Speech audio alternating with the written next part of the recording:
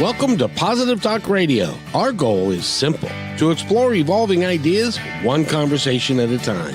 So, stay with us as right now we present. And welcome everybody to another episode of Positive Talk Radio. I am really blessed because we've got a wonderful lady here that we're going to be talking to. She's an author. She's got a great book out. It's called Me and Mr. Monks. And Mr. Monks is her puppy dog that allowed, if you go to Amazon and you see the puppy dog, you can see that Mr. Monks allowed her to dress him up, and they were really, really close. And there's a story behind that, and that story became the book, and how Mr. Monks saved your life.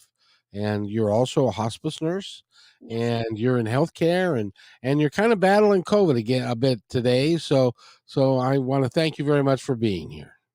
Well, thank you for having me. It's a great book that you have written, and let's talk a little bit about that.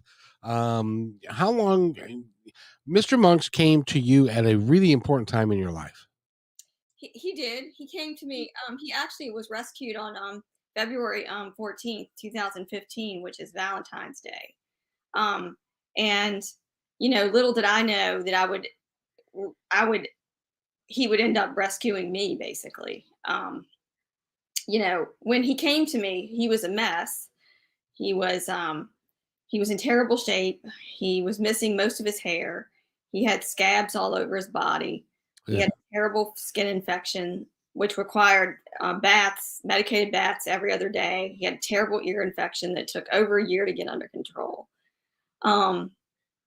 He was a mess. He was underweight. But I always used to say, like I'm talking in his voice. He used to refer to me as his lady. And you will see that throughout the book. I'm referred to as his lady, not just Dawn or my mom, but I'm his lady. And so he would say, my lady took me in, healed me up, and now I'm good as new. And he was good as new in about 6 months. And that's Mr. Monks right there. Mr. Monk right there. Mm-hmm. Yeah, that's him. And he's got a wonderful smile on his face, and he's really a cool, was a really cool friend, and you had him until relatively recently. Well, next week it'll be a year. Next Wednesday is the anniversary of his 1 year of his passing. October 12th, 2021 is when he passed away.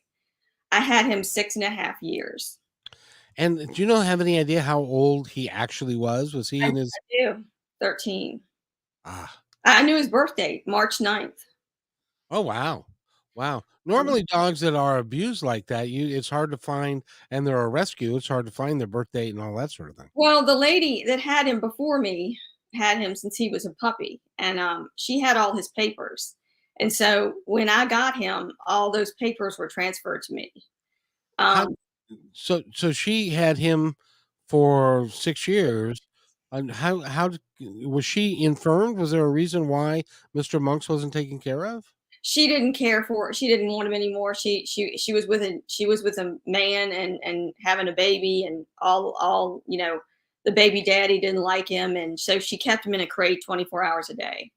Oh, that's so she basically neglected it, and neglected him. And that's what happened at the shelter that day on Valentine's Day. Is she sent her mother up there with him, and her mom said, "Yeah, I want to surrender this dog because my daughter doesn't want him anymore." Oh wow! And I wish she'd have done that a couple of years sooner, before he went through all that. I wish I had him. I wish I had those 6 years back. That's what I wish. Yeah.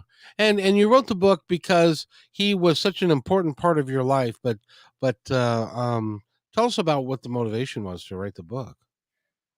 The motivation to write the book was when he died, I was going through such overwhelming grief that I wanted to find a way to memorialize him so that everyone knew what an amazing animal he was, what amazing little soul he was.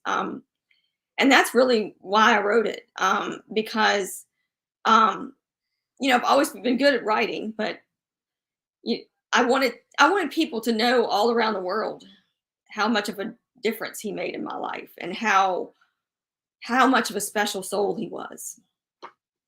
We talked a little bit before we came on the show, and you also, because you valued him so much and you missed him so much, you also went to psychic mediums to talk and see if you could get through to him, didn't you? I did. After he passed away, a good friend of mine gifted me a session with a medium, and um, I will never forget it. I sent her 3 pictures of him looking into the camera and a picture of myself looking in the camera. And the first thing out of her mouth was, "He was obsessed with you," and that was immediate. And then the next day, she sent me like a 3-page reading, and she knew nothing about him. She didn't know his name, didn't know his age, didn't know what he died from, didn't know his past, his history, didn't know that I was chronically ill. The stuff she said, it was unbelievable. I know she talked to him. I know she did. This, you couldn't have made it up. But yes, I went to a medium, and she was so on point with what she said about him, with what he was telling her.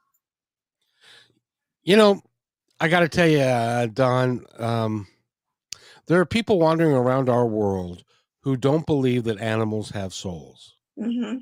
And I'm one of the reasons I'm glad you wrote this book is to help dispel that a little bit, because they do have souls, and they Oh, are they do. they're part of the family that we all are, and so they're not just a piece of meat that when they die they're gone. They have a soul, and that soul carries on. They do, and it either it becomes a part of the earth, or it becomes it re, it regenerates itself. So this medium told me that Monkey had been reincarnated and was a human at one point and came back as an animal, and that we had been together in a former life. And I fully believe that. And the other thing is that Mr. Monks came to you at your time of need, and that was kind of prearranged. Yes, and he never, most rescue dogs would be leery walking into somebody's house that they've never met before, and they would feel they would be a little bit afraid of these giant pit bulls that are towering over them. Mr. Monk's never had that issue. He walked in my house like he had been there his whole entire life, like he knew that, like he was home. And It I was. never thought about that until after he passed away, and after I talked to the medium, and how it has to be so that we were together in a former life. He knew it, but I didn't know it. He knew he had found me. That was kind of, I tend to believe. See, those things happen, and they're not coincidences. They're not happenstance. I think that is all by divine planning. That's true. Yes, I do too. I'm a big believer now in all of that, and reincarnation, and of course I've always thought animals had a soul, but I'm a big believer in all of that. Well, and there's another reason that, and we'll get into a little bit later. But you're also, and by the way, I want to thank you for your service. You're in healthcare, Oh, well, and thank and you're a hospice nurse, you. Hmm. and that you have the opportunity, and I say opportunity because you get to talk to people in their last days, and you get to work with people, and create a little bit better understanding, and to help them through that transition all the way through. It's an amazing thing you do, Yes, thank you. and it takes a certain person to be able to do that. But you've seen, I imagine you've seen some remarkable things over time. I have. You know, I've seen I've seen some remarkable things, and I've made some remarkable friendships as well. because of my work in hospice. Because sometimes, if you're with a family for a long time, you almost become part of their family. And, um, you know, well, just an example, my my patient that I'd had the longest of any patient that I've ever had in my life as a nurse recently passed away on August 26th. And he I'm like a part of his family now. His son I mean, I still talk to his son all the time, and I've been to their house for dinner. I spoke at his funeral. Um, so yeah, you become very close to some of these people. It's an amazing experience to go through that. And now you've been in healthcare for a while, but you felt like hospice was your calling. Is Yeah. that is that true? Yes. And why was that, do you think? I feel like hospice has always been my niche because I understand where that patient's coming from. At the end of life, you have a terminal disease. I have a chronic disease. Um, Sometimes you want to just give up and throw in the towel, and a lot of times the hospice patients want to do the same thing. Um, and when you can talk to them and compare, kind of give them some insight on your own issues, it's helpful to them. um, Hey, my nurse has a chronic disease and she's still coming to see me. Yeah, You know, so it gives them a little bit of hope and a little bit of, you know, I'm not the only one type thing. They're not the only one suffering.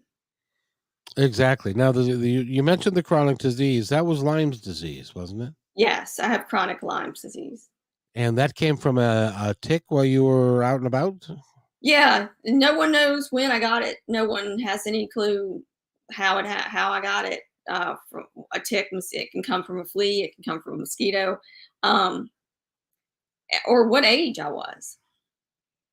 But you've been dealing with it for quite some time. Yes, it started coming out in 2017. Oh, wow. So it's been 5 years. You can have it for a long time, and it lays dormant. Um, and then at times of stress or trauma or anything, it will show itself. How are you feeling today? Other than the fact that you're tired, you've got COVID, and and you've got Lyme disease. How you doing? I have a lot of joint pain, that doesn't really ever go away. Now, is that because of the inflammation? It's from Lyme's disease will cause a type of arthritis in your joints. Oh, oh. Yeah, but that's why Mr. Monks it was so important for Yes, him to come into your life at that time because he was helping you, get through it, and from what you were telling me, he never left your side. he never did. That dog was like stuck to me like Velcro. I'll tell you, I wouldn't be here talking to you right now if it hadn't been for him because I would have killed myself years ago. Um, he is the one that kept me going. Um, he he he's the one that kept me from slitting my wrists or doing whatever else I could have done to myself because I thought about it every day because it got to a point where I couldn't leave my house. um, I'd been to 26 doctors. Nobody would help me. Everyone said it was in my head and I was crazy and that I needed to go see a psychiatrist. And um, you know I remember one time sitting in my bathroom floor, and I had these big open sores on my face, because the type of Lyme disease I have affects your skin. And so I had these big open ulcers on my face and I couldn't cover them up with makeup. And I just sat in the floor and sobbed and just, cried. And I looked up, and in the doorway, he was standing there. Mr. Monks was standing there staring at me. And at that point, I knew I was like, I have to keep going for him because it will kill him if I'm gone. Well, and the reason I believe the reason he came into your life was to give you hope and to give you a reason to continue. So because you are helping a lot of people day in and day out with the work that you do. Yeah, yeah, that's true. I mean, and I agree. I mean, he was the brightest part of my he was the brightest part in my life. He was like a ray of sunshine in a very dark, dark, dark cave. Yeah, It, and he lives you have how many dogs? 5. That's so so he was part of the tribe of the dogs of the house. Yeah, well, the Blair pups, but at the time that Mr. Monks was alive, I had 4, and so after he died, I got 2 little dogs, which I regret. But um, they're a lot of work. Yeah. But you know, I realize I can't replace him, and No. I don't want to. Well, I've talked to several people who are animal communicators and with work with animals and so forth. And sometimes they'll tell me that the soul of Mr. Monks can come into another new puppy dog to continue their relationship with you. And that they'll tell me that's happened before. I don't know whether you believe that or not. I do, but you know what? It ain't. It's not in one of these two. I know. Right. um, Go, because go ahead. I've got a long haired Chihuahua who is kind of a jerk, and then I have a Brussels Griffon, which incidentally is what Mr. Monks was half Brussels Griffon. Um, and if he sent me any dog, it was that one. Because my vet at the time, Mr. Monk's vet found that dog for me. Oh Um, wow. but he's dumb as a post. He's not, he has a lot of the characteristics of Mr. Monks. He's very cuddly. He's very loving. Um, he'll dress up. You can dress him up. He likes to ride in the car in his car seat. But he's so stupid. He's just not smart. He's not a smart dog. And Mr. Monks was so smart. Well, see, and that's the thing is that that he may not be in that body, but he may be coming to you yet because he He hasn't been gone very long. No, he may. I always hope for that. Yeah. So I have a gentleman. He wrote a book about his dog Tyson, Mhm. and I interviewed him, and he will swear to you up and down. Now he was not a metaphysical guy. He wasn't really into spirituality, but when his dog, just like what you did, when his dog passed away, Tyson, he went to a psychic medium, and he actually ended up going to 2 or 3, and they all verified the same thing, and Mhm. that he was going to come back. And then he didn't believe it, didn't believe it, didn't believe it. And then one day, a dog just like him just walked into their life, and I can't remember how it came to be, but that's not like they went searching for him. It just kind of showed up, Right. and he swears that this dog is the living reincarnation of Tyson because he acts the same way, he does the same things, and all that. So don't give up hope. It can happen yet. Oh, yeah, yeah. I won't. I won't. Of course. Many many days I've thought, why didn't I have the vet take a swab of his cells to clone him? Because I would have totally done it. Can they do that nowadays? Oh yeah, for like $60,000-$70,000. Oh, well, I suppose for $70,000 you can get almost anything I done. mean, the dog isn't doesn't have the same personality, but it has the same. It looks exactly the same. Right. Well, you know what? I firmly believe that if you still need Mr. Monks, he will come back to you, and it will be in the most remarkable way, and that will be your second book. Yeah, well, that that would be a book. I'm already working on my second book. Oh, you are. What's your second book going to be about? My second book is about my special needs pit bull Bradley. Ah, Um, what's wrong with Bradley? he had hydrocephalus as a puppy, so somebody hit him in the head. A Oh, person hit him in the head, caused water on his brain, so he has brain damage, permanent brain damage. He was our foster dog through Richmond Animal Care and Control and the Richmond City Shelter.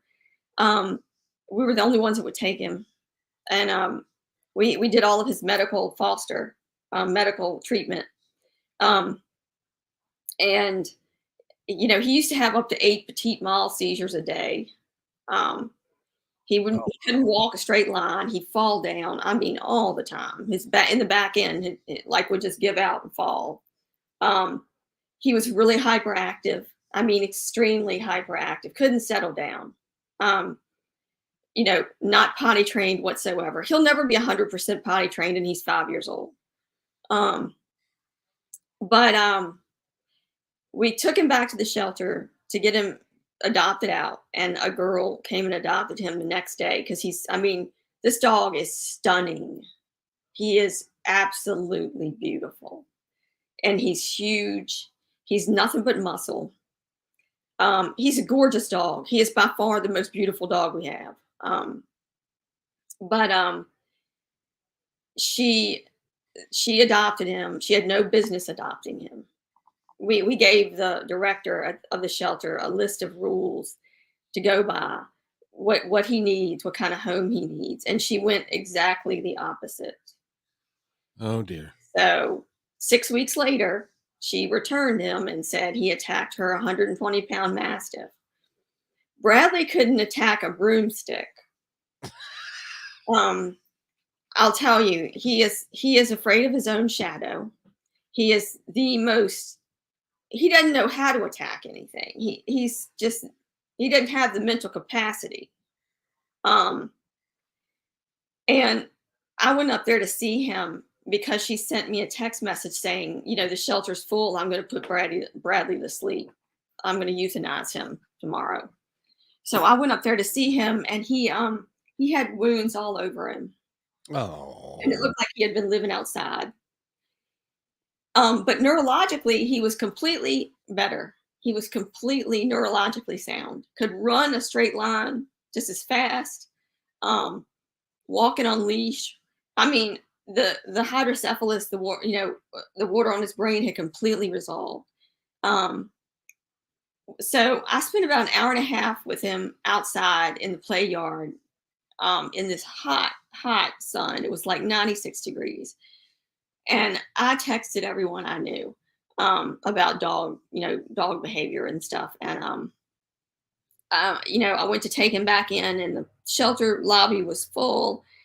And he's afraid of most people, but he sat right next to me in that lobby full of people, and sat down on the floor and was perfect. And then I went to take him to the back, and he collapsed in fear, and I had to pick him up and carry him, all 50 some pounds of him, to the very back of the shelter, because he was petrified. That shelter just petrified. He was terrified of it. Sure. So basically, I went home and I told my husband, and I said, look, I can't let him die for being different. I can't let him die. I'm not going to let this dog die because he's got brain damage. I mean, that's ridiculous. So, because he's the kindest thing you'd ever meet. He's so kind and sweet. So, the plan was the next day to text Christy, who was the director of Animal Care and Control, and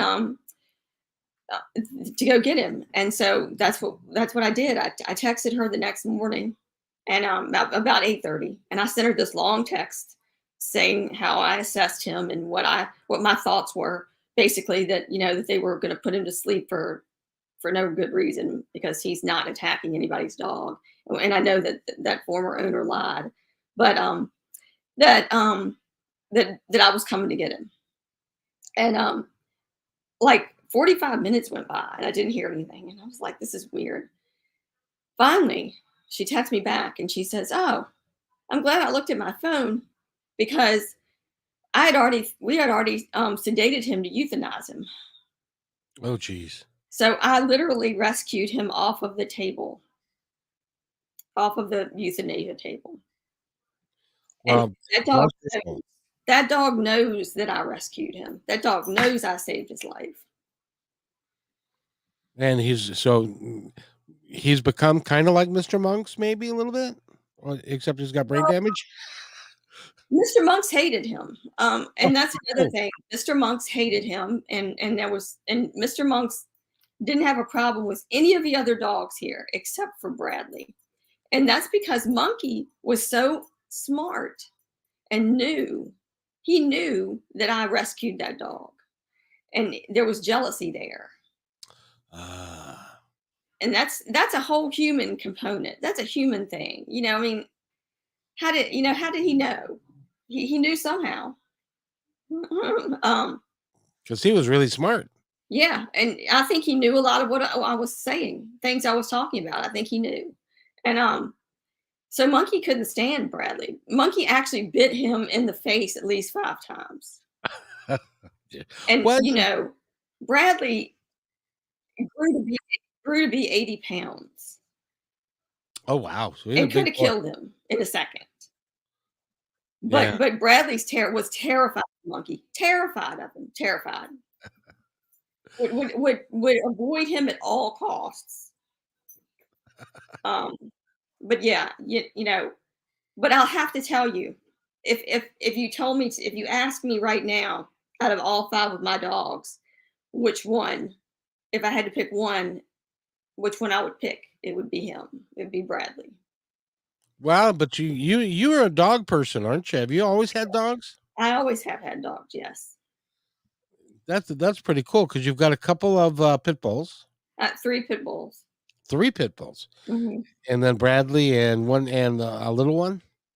Bradley's a pit bull. I got Eleanor, who's a pit bull, Mongo, who's a pit bull, Kenny, who is a Chihuahua, and Beans, who is a Brussels Griffon. Who named him Mongo? My husband, that's my husband's dog.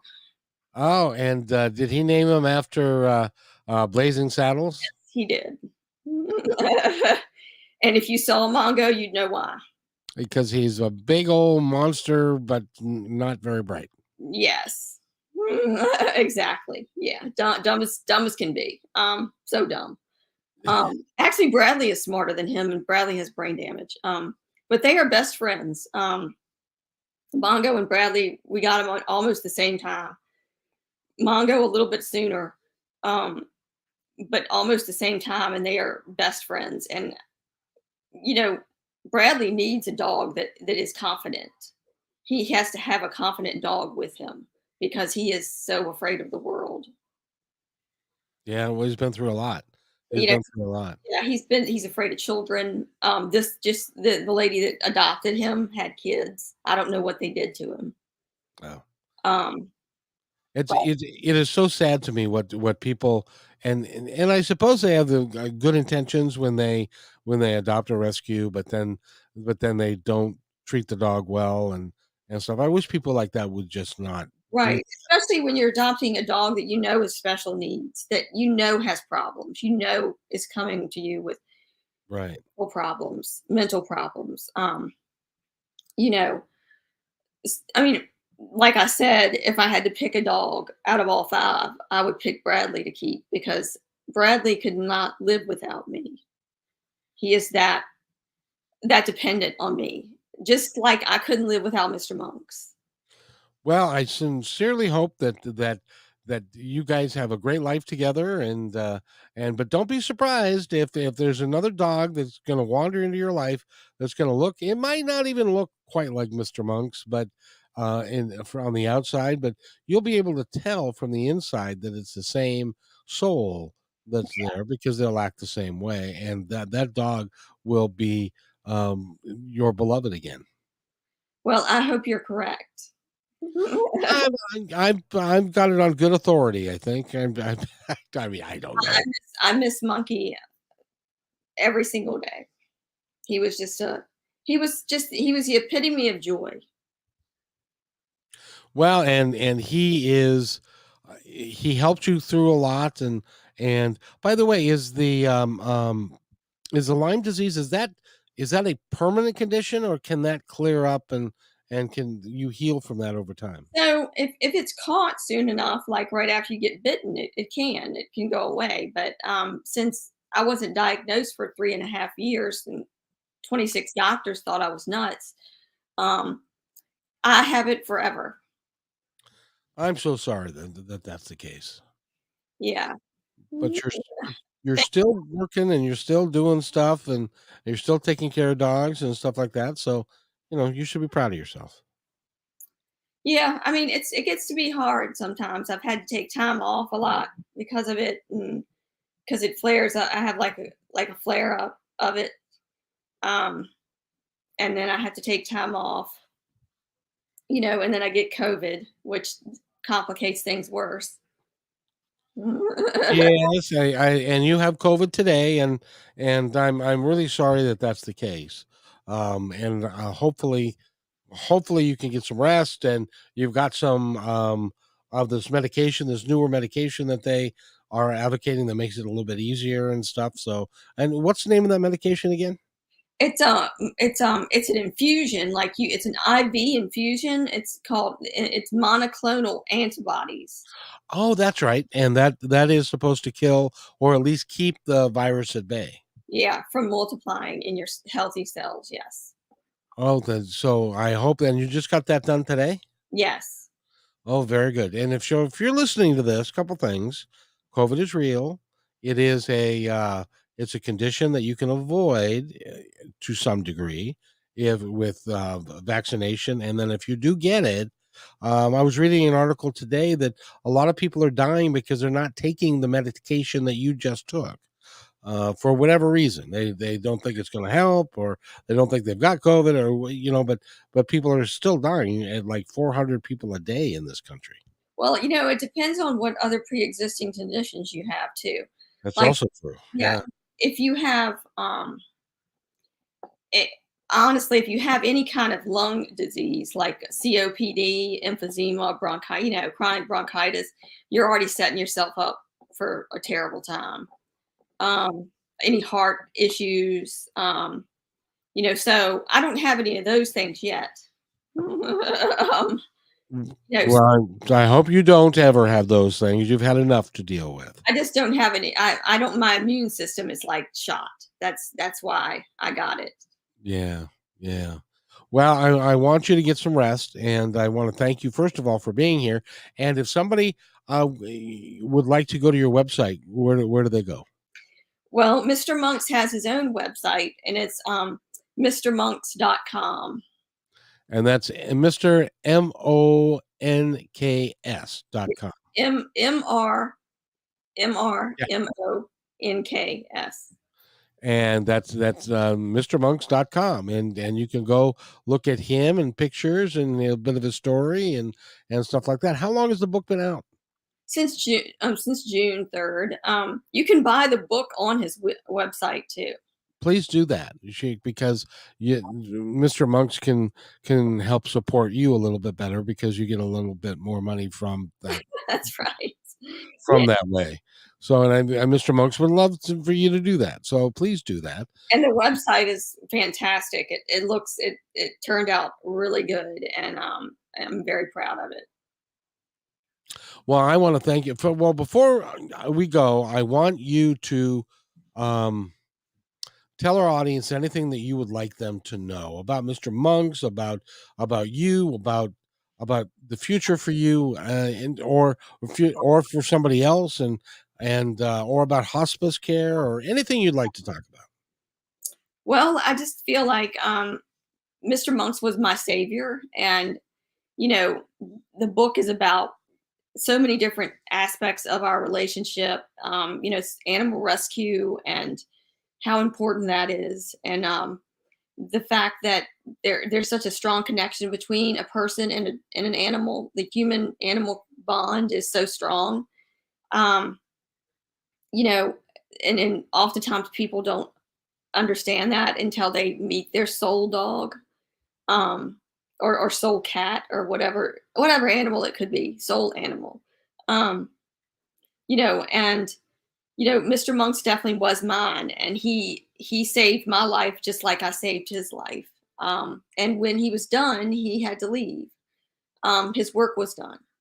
Um, but also, with Lyme's disease, you know, oftentimes people aren't their own.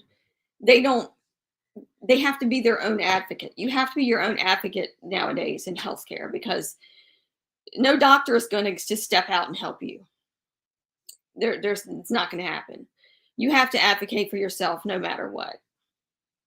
And if you or a loved one is going through something or struggling with an illness and you don't have answers, you need to keep looking for answers. It's really sad these days that it, and you can verify this for me, because in the healthcare that I've experienced in my life, they've got a schedule. They've got a tight schedule. Your doctors do, and they've got to make it within like a 30-minute meeting or an appointment of like 15-20 minutes, because they stack them appointment to appointment all day, so they don't have a lot of time to do research with you and to really explain everything and for you. And so that's why you have to educate yourself and ask questions that it'll be easier for them to answer, because they're not going to be able to spend a lot of time with you. Is that true? That's true. That's true. And you have to go in to, when you see a doctor, you really have to be kind of a bully with them, because if you're not, they're not going to listen to you. They don't even know you're sitting there. Yeah, because they've got another appointment in 15 minutes, and they don't even look up from their computer. I've experienced that, and he spent the whole time typing in notes in his computer and didn't talk to me at all, and stuff, and that's just not healthcare to me. It's not, and the healthcare system in the U.S. is just it's atrocious. And for those of you who think that it's the best healthcare in the world, you are wrong. You are very incorrect. I can name many other countries that have a better healthcare system. And hopefully we will get that here someday. So let's hope so. Yes, indeed. So Don Blair has been our guest, and I want to thank you for being here, my friend. Well, thank you so much for having me. And I'm so sorry that you lost Mr. Monks, but at the same time, your book is going to help somebody come to terms with their own loss, and I think that's really great. So thank you for that. Well, you're welcome. Thank you. And I want you to go lie in bed and get some rest and feel better. I'm probably going to do that very shortly. Very good. So if you wait right there, I will be right back. Okay. Hey, thanks for enjoying this episode all the way to the end. Please give us a like and subscribe to this channel. This has been a production of PositiveTalkRadio.net. Please visit our website, oddly named PositiveTalkRadio.net, for more details about us and our mission, which is to provide great positive programming designed to inspire us all. I'm Kevin McDonald, and I'm proud of these shows, and I truly hope that you'll like them and share them with friends and family. So on behalf of our entire team, remember,